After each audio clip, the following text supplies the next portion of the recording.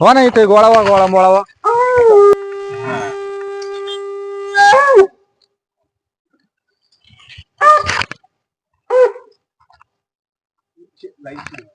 सरका मागे सरकले तर असं हो ना, मागे सरका.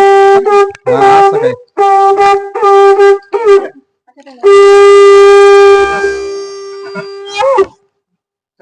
आदेश.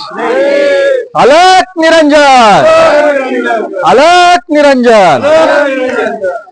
तर आपण आता आलो आहोत गुरु गोरक्षनाथ बाबांच्या गडावर, बरोबर. याला काय म्हणतात? गर्भगिरी पर्वत. हा सर्व कोणता पर्वत आहे? गर्भगिरीचा पर्वत आहे.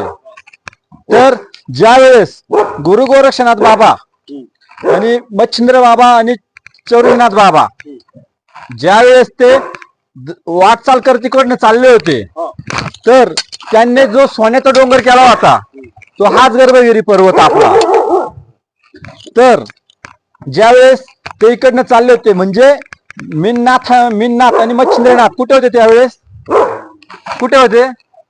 श्रीराज्यामध्ये, बरोबर. ऐका, या तुम्हाला म्हणजे परत कळायचं नाही मी काय काय सांगतोय ते. हा कथा त्यांची भक्तिसार मधला कथासार. तर ज्यावेळेस ते तिकडनं येत होते, तर ह्या पर्वतामध्ये ज्यावेळेस ते तिथनं गोरक्षनाथ बाबा त्यांना आणायला गेले श्रीराज्यामध्ये. मिननाथ कोणाचा मुलगा होता? मच्छिंद्रनाथांचा, बरोबर. तर त्यांना मोह मायेमधनं काढण्यासाठी तिथे गेले होते.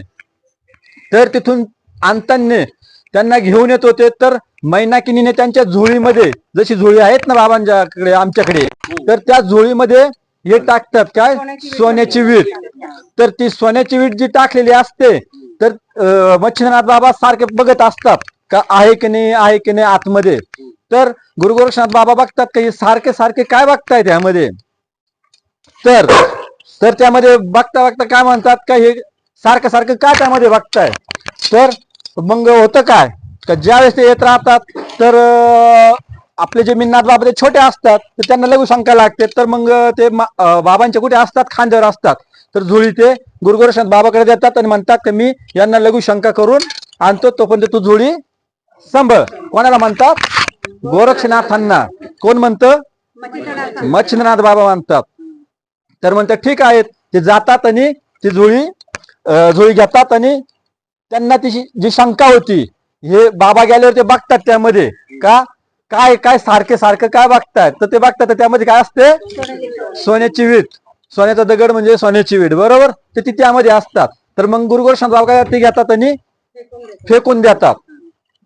तर त्यामध्ये त्याच वजनाचा एक छोटा दगड, म्हणजे त्याच वजनाचा दगड त्यामध्ये ठेवतात आणि परत ती झोळी तशीच. मग ज्यावेळेस बाबा येतात, बडे बाबा मच्छिंद्रनाथ बाबा, आणि ती झोळी परत देतात गुरु गोरक्षनाथ बाबा आणि चालू लागतात. तर परत आपले बाबा काय करायचे? बडे बाबा का हात लावून बघायचे, हाय हाय हाय. तर होतं काय का मग बाबा आपले बाबा बघतात मागे का, म्हणजे गुरु गोरक्षनाथ बाबा मागे बघतात का हे झोळीला हात लावतात. मग ते त्यांना सांगतात, काय सांगतात का? हा, अभी डरो मत, डर पिछे रह गया है. तर ते मग त्यांना शंका येते, हा असं का बोललात बा, असे का बोललेत महाराज. तर ते मग काय करतात, हे घेतात ते झोळीत बघतात, तर त्यामध्ये काय असतो? दगड असतो, बरोबर.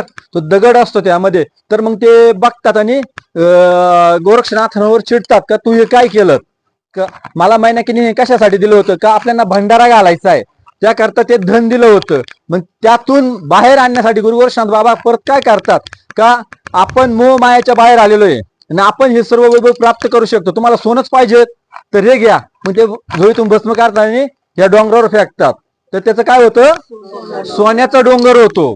तर तुम्हाला काय किती सोनं लागतं घ्या म्हणे. पण मच्छिंद्रनाथ बाबा कोणाचे गुरु आहे? गोरक्षनाथ बाबांचे गुरु आहे. ते सोपे नव्हते. ते अशा तऱ्हेने आपल्या शिष्याची परीक्षा घेत होते का माझा शिष्य किती निपुण झालाय. तर अशा प्रकारे हा आपण 2 दिवस गर्भगिरी पर्वतात फिरणारे त्याचा आनंद घ्या. कोणी आता लगेच डुकला घेऊ नका, कारण की तुम्ही डुकला घ्यायला आलेले नाही, यात्रा करायला आले ते. आणि ही नाथांची यात्रा करायला आले ते, कारण की हे नाथ तुमच्या सोबत असतात. तुम्ही झोपले म्हणजे नाथ म्हणले झोपला काय ऐकणार. जसं मच्छीच्या पोटामधनं ज्यावेळेस हे येत होते बाहेर, कोण म्हणजे माशाच्या पोटामध्ये मच्छिंद्रनाथांचा गर्भ होता. बरोबर. तर कवी नारायणाचा. तर त्यावेळेस पार्वतीला कोण सांगत होतं? शंकर सांगत होते का एकांतात ती कथा सांगली होती, पण ती काय झाली? झोपली. तिला कथा ऐकू आली नाही. त्याप्रमाणे तुमची स्थिती करू नका. म्हणजे मला सांगायचा उद्देश म्हणजे बाबांच्याच कथेतलं मी एक तुम्हाला दिलं, ते कोणी ऐकलं? मच्छिंद्रनाथ बाबांनी ऐकलं. तर चला आपण आधी बघा गणपती बाप्पाचं दर्शन, नवनाथ दर्शन, यातच गणपती बाप्पाचं दर्शनाने सुरुवात करणार. त्यानंतर भोले बाबांचं दर्शन घेणार. भोले बाबा कोणाचा अवतार आहे? शंकराचा आहेच, पण गोरक्षनाथ बाबा भोलेंचाच अवतार आहे ना, शिवशंकराचा. तर मग बाबांचं दर्शन घेऊन तिकडे कालभैरवाचं दर्शन घेऊन आपण पुढे मिन्नाथांच्या दर्शनाला जाणार. आदेश. अलक निरंजन, अलक निरंजन, अलक निरंजन.